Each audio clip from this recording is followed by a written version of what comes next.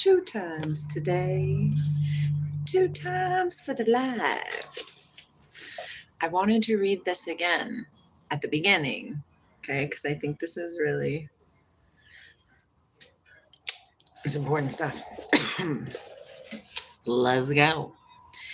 It is perfectly safe to say that 99 men out of 100 in civilized countries are opposed to war. Savages like to go to war. We do not. We are farmers, mechanics, merchants, manufacturers, teachers, and all we ask is the privilege of attending to our own business. Hello, Ashe.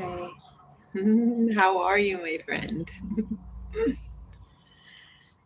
This is really good. Listen to this. I found this the other day. We own our homes, love our friends, are devoted to our families, and do not interfere with our neighbors any more than is necessary. We have work to do and wish to work while it is called day. We recognize that life is short and the night cometh. Leave us alone. But they will not, these demagogues, politicians, and rogues, intent on the strenuous life.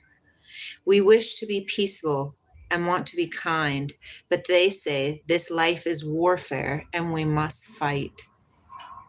Of course, we would fight to protect our homes, but our homes are not threatened. Neither are our liberties.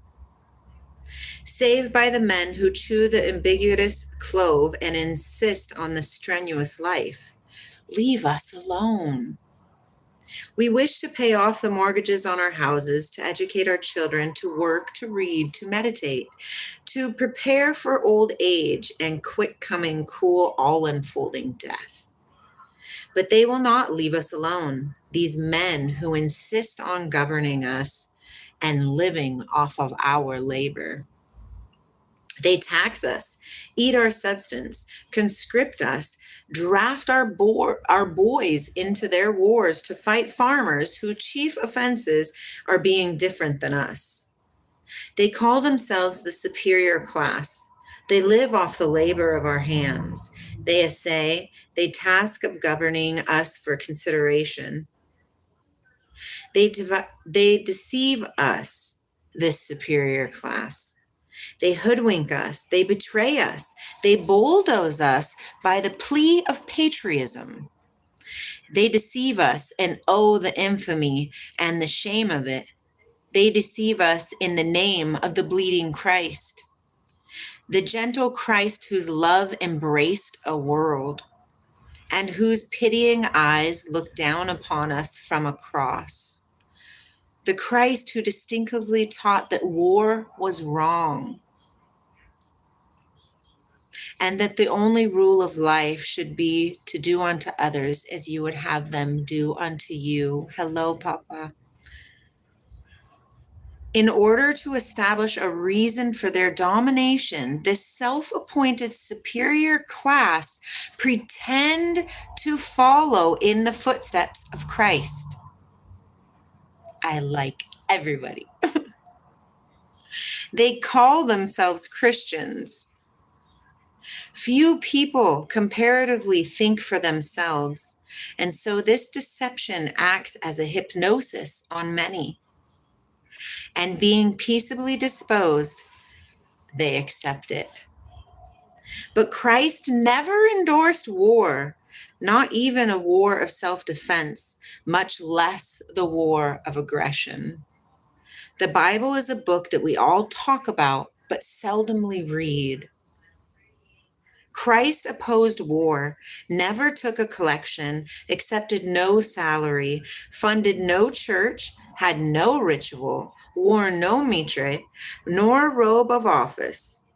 He did not belong to the superior class, did not ever take pains to associate with respectable people.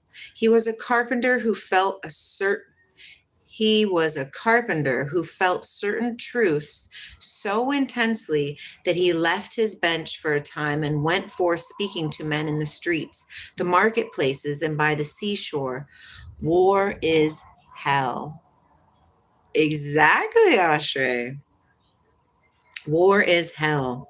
We would like to obey the golden rule, but the superior class will not have it. They pass conscription laws and use the army thus conscripted to conscript other men. War is the sure result of the existence of armed men. That country which maintains a large standing army will sooner or later have a war on hand. The man who prides himself in fisticuffs is going someday to meet a man who considers himself a better man, and they will fight. Hello, Laura. So the people who wish to follow the teachings of Christ are not allowed to do so, but are taxed, outraged, deceived by governments, by the superior class who demand that we shall lead the strenuous life when all we ask is the privilege of doing our own work and doing unto others as we would have be done to us. Christ taught humility, meekness, the forgiveness of one's enemies, and that to kill is wrong. The Bible teaches men not to swear, but the superior class swear us on the Bible in which they do not believe. The only relief lies in education. Educate men not to fight, and that is wrong to kill. Teach them the golden rule, and yet teach them the golden rule yet again. Silently defy the superior class by refusing to bow down to their fetish of bullets. Leave us alone. What do y'all think about that? I read that and I was like, by golly, George, it's exactly how I feel. I hope everybody is doing well. Have a good one.